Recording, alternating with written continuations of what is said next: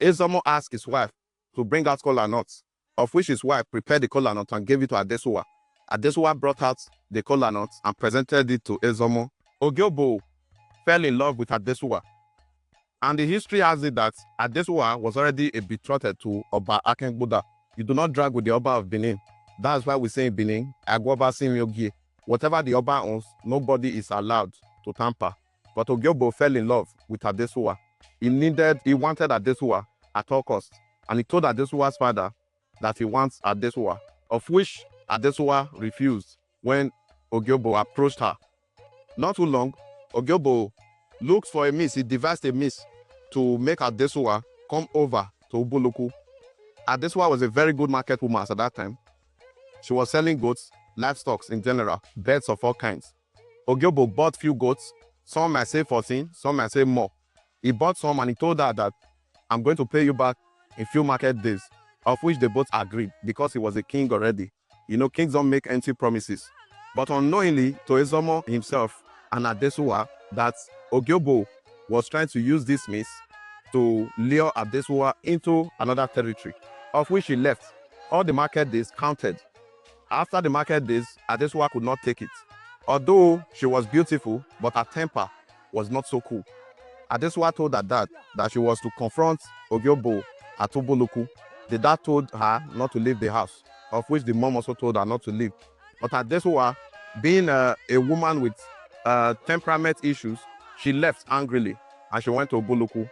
On getting to Ubuluku, she had a servant with her, a maid. Of course, she was a princess. When we talk about Ezomo family, they are royal families. She went there with her maid, of which she confronted Ogiobo. Where is my money? She asked. Ogiobo, trying to be playful with Adesua, started, flirting with her, of which Adesua refused and told Ogiobo that I'm here for my money and my money you will give me. Ogiobo got angry. Adesua insulted Ogiobo. She made mention of a word that I haven't been with kings in the town. Talk more of you that is an uncircumcised slave, of which Ogiobo got angry and he lifted up his sword and he beheaded Adesua, took off her head from her shoulder. That was the end of Adesua. As fast as her maid could run, he ran back to Benin to report to Ezomo Nuzebu, the father of Adesua. On getting to Benin, this sad news, was passed to Ezomo Nuzebu. Ezomo Nuzebu was broken, went straight to Akhengbuda and told Akhengbuda, look at what Ogiobo has done. He just unalived my most precious jewel. Akhengbuda, who got furious and was curious to know what has caused this, quickly called upon all the war generals and all the military men in Benin to go to Ogiobo and behead Ogiobo. This was to say an expedition was sent to Ubuluku today. I'm calling it Ubuluku, I'm calling it Obo because now it is called Ubuluku, but the Edo people call it Obo. That's what they call it. That's why they say Ogiobo. But today the pronunciation is Ubuluku. They are Benin people and they were once under Benin. Coming back to this story, when so many warriors went to the other side from Benin, Ogiobo was not just an easy man. You should all know that talking about voodoo, which we all call juju today or magic, Ogiobo was one at the top. Ogiobo unalived so many Benin warriors as at that time. They fought and fought, of which he was a king. You know, kings have their own warriors as well. After the war, the Benin soldiers, some retreated. They could not defeat Ogiobo, which was unusual. The Oba of Benin had to send a message down to a place now called the Ekorion. He sent a message to a man called Emokpa Ogbe. Emokpa Ogbe was his name. And it happened that years before this incident of Adesua took place, Ogiobo, as a medicine man, treated Emokpa Ogbe from an unknown ailment, which he got from some of his hunting expedition.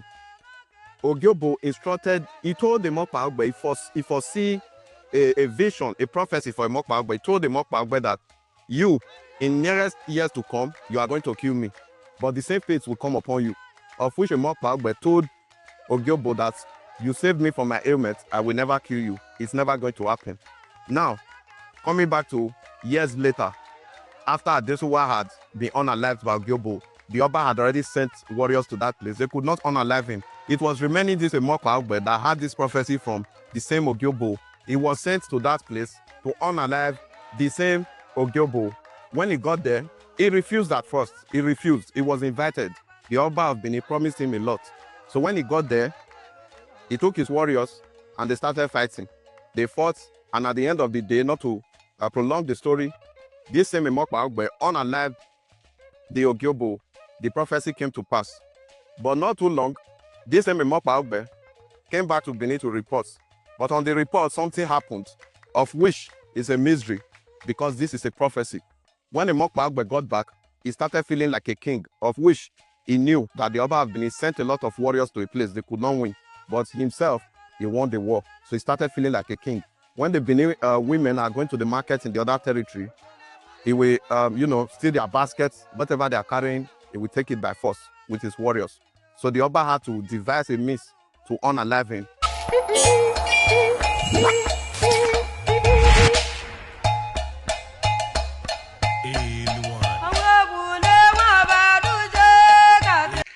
I want to begin by saying that my name is Prince Onwade Ngozi Chukwuka Fortune, and I am a son and descendant of this very king called Ogiobolo. Obi-Obolo is the name, not Ogiobolo, and his name was Olise Wina. Olise Wina is my great-great-great-great-great-great-great-great-great-grandfather. You heard me use the word great like 5 times because Olise is the father of Obidieze. Obidieze is the father of Obiojoko. Obiojoko is the father of Ojuko Obi, who is the father of Oshule. Oshule is the father of Moasha. Moasha is the father of Onwade. Onwade is the father of Ogochuku. Ogochuku is my own father. So I've traced myself back to this very king called Ogiobolo. Obi-Obolo is his name, not Ogiobolo. Now, I will pardon them because we cannot choose for them how to pronounce our title. What we have is Obi, not Ogie. And the Obi-Obolo referred here is Obi-Olise. Our father Obi-Olise lived till ripe old age and he died. He was not killed in battle. It is also true that he took a wife called Adesua from Benin Kingdom, who was described as an insolent and disrespectful wife. As such, one day when she disrespected her husband before his chiefs, he asked Ndi Idoloma to take her away. Ndi Idoloma in our culture are the executioners. When they are asked to take a person away, the person is taken away to be executed. So, Ndi Idoloma took her away. The message went back to her place that their daughter, who is Adesua, daughter of Ezomo Nuzebu, a friend of this particular king, that she has been executed. Now, this princess Adesua was, according to history, betrothed or promised to the Oba of Benin, Oba Akhengbuda. And the Oba, in anger, decided, as we heard this speaker confirm, to wage war against Ubuluku. He did. This war lasted for a very long time and even sparked waves of migration away from Ubuluku. You will hear today that there are more than 20 different Obolo-affiliated communities outside the homeland of Ubuluku. It is because of the several wars Ubuluku has fought in the years past. There are several wars Ubuluku has fought, which includes this one called Adesua. Some call it Ubuluku-Benin War of 1750. It has also been made into a movie by renowned movie producer Lancelot Maswan, banking on the story written by Benin historian Jacob Eareva. Eareva, in his book, described the king of Ubuluku as a king who came to pay homage to the Oba of Benin. And then, through that means, he used magic to whisk the daughter of Ezomo Nuzebu back to Ubuluku. That is the Benin version of the story. My own great-great-grandfather, and the story that was passed down to us, the great-great-grandchildren, as a royal family, is that our father went to Benin on a diplomatic visit which he usually does, which the Benin's also do to Ubuluku, as you can see in the pictures displayed here. Even before the era of photographs, there have been kings and obas of Benin who came to Ubuluku, especially to complete their coronation rites, because an oba must sleep in Ubuluku for at least 3 days to complete his fortification and coronation rites as part of his ascension to the throne of Benin. This is a fact. We have a long-standing diplomatic relationship with Benin. We were allies, not servants, not slaves, not Ibon, not Ovioba, as some people will think. Because even till date, there are still courts in the palace of the Oba of Benin that are named after my ancestor, Ezemu. There are still lineages in Benin that are from my hometown of Ubuluku. Very striking example is the people of Agbado. All the people of Agbado are from Ubuluku, who settled in Benin. There are lineages in Benin like Udo that are also found in Ubuluku.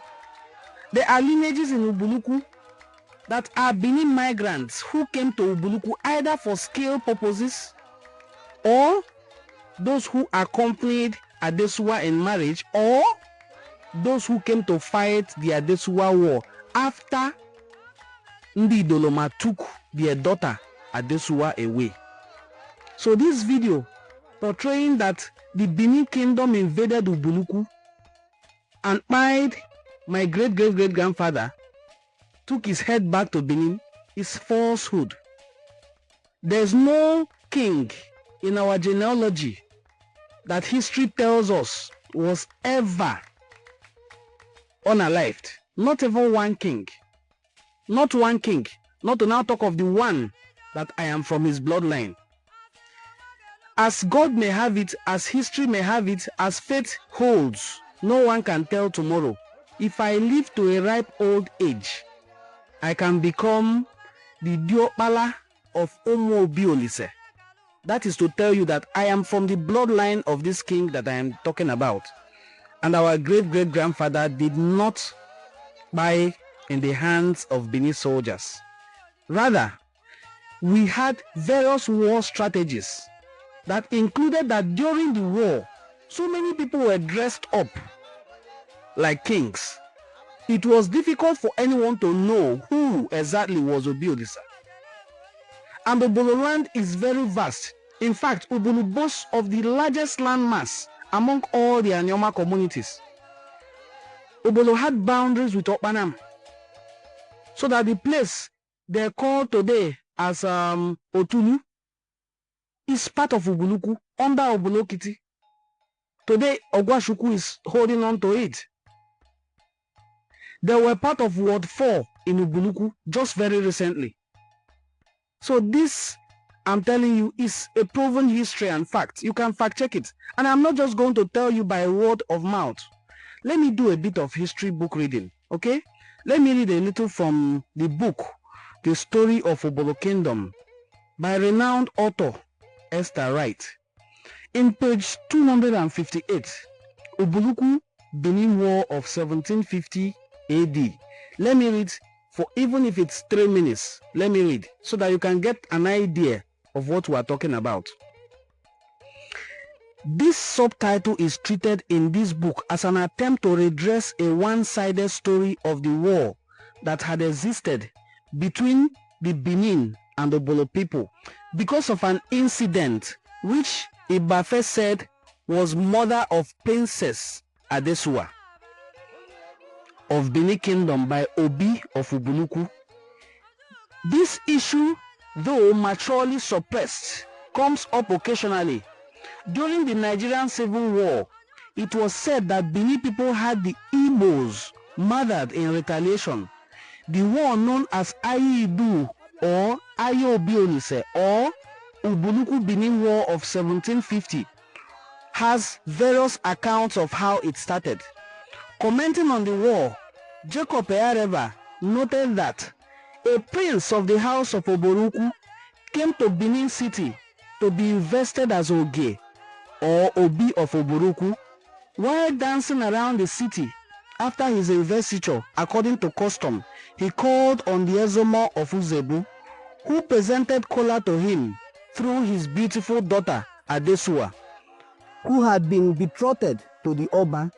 When the Obi caught sight of her, he wanted to marry her, but she insulted him, calling him bush ruler in derision.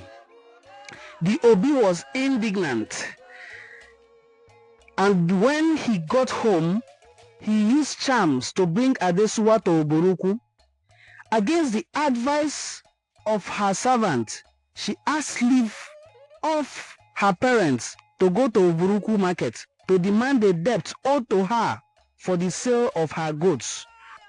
When the Obi heard she was there, he sent for her, and when she again refused his attentions and insulted him, he had her murdered. When the tidings reached Benin City, the Ezomo went to the palace to break the news to the Oba and tell him of his intentions to make war against Ubuluku. The Oba, however, said that he would avenge his lover's death himself. However, Ubuluku version of that war affirmed that Olise had earlier visited the Oba's palace to complete his installation as demanded by the Ubuluku tradition, but on this occasion he had gone to Idu at the invitation of his long-term friend and Ezomo of Benin. While in the home of his friend Ezomo, who had fallen out with the Oba over some domestic issues, lured his daughter Adesua to seduce the Obi. The young woman, who had already been betrothed to the Oba, welcomed his father's intention, volunteering to present kola to the visiting handsome Olise. Both father and daughter got what they bargained for, as Olise, rather than collect the kola nut from her, invited her to bring beads to Ubuluku for him to buy. She never went back after that visit, as a message was sent to the Ezomo that his daughter Adesua was in good hands. Adesua, unaware that Olise had many wives, became angry as the Obi spent less time with her, finding herself in the same situation she was escaping. As time went on, she became intolerable around the palace. Besides that, she interpreted the Obi's tenderness towards her as weakness. The other wives became angry, insisting she had to respect them as demanded by Ubuluku tradition, which was based on first come, not by age. It was the date one was married into the family that mattered. Disregarding all warnings to her, Adesua continued to break the rules in the palace to the extent that the matter came before the council. The last straw that broke the camel's back was when she disrespected the Obi before his council, which was unacceptable in the land. The Obi had no choice but to bow to the silent pressure her actions had caused.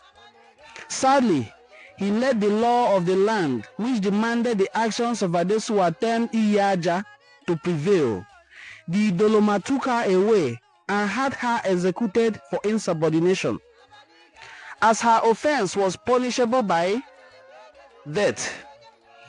When the news reached Idu, the Oba, who lost the grudge against Olise, saw this as an excuse to wage war against Obolo. However, knowing a people's way of life goes a long way to help when writing certain events about them, especially when they are a people rooted in traditions which are consistent.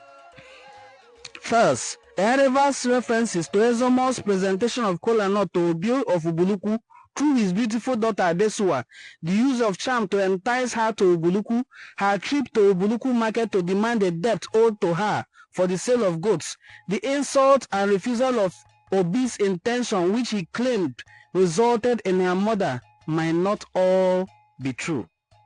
After all, in Obolo, to this day, no female, no matter how well regarded, serves the king kola nut or reaches into the bowl of kola nut meant for the king.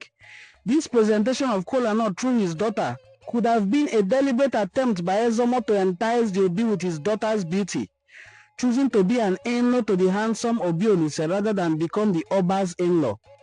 For how could we expect someone under the influence of magic to be in the right frame of mind to refuse one who had called her by magic all the way to Ubuluku? If we also go by the account of her trip to Ubuluku to recover debt, which Ereva stated, we could arrive at the conclusion that Adesua was no stranger to Ubuluku if she had people owing her there. Also, Oba Akhengbuda accepting to avenge his lover's death himself showed that the battle was a battle of hatred for losing out to Obi Olise. So, Adesua's death was a means through which Oba waged a war against one who he believed stole his lover. I will stop reading here. There's still a lot to read, but I will stop reading and let's analyze. In Obolo culture, in the entire Igbo culture, nwaanyị anaghị eche ọjị, nwaanyị anaghị awa ọjị, nwaanyị anaghị agọ ọjị, unless nwaanyị ọ bụ na o ruola certain rights, certain position and status in the society.